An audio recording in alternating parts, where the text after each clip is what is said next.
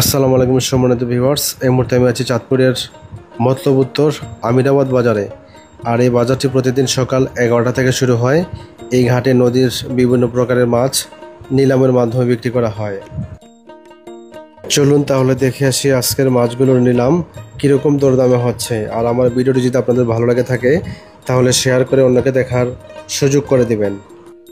এই মুহূর্তে আমরা দেখতে পাচ্ছি একটি আইড় মাছ নিয়ে আসতেছেন ঘাটে। দেখার চেষ্টা করি কত টাকায় নিলাম হয়।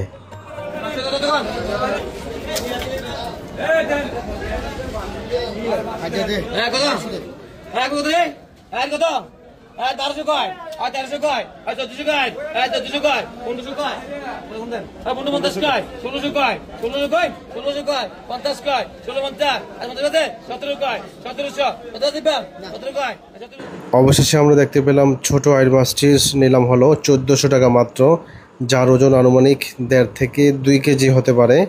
তারপর পরই আরও কিছু মাছ চলে আসলো ঘাটে। দেখার চেষ্টা করি চলুন কীরকম দামে নিলাম হয়।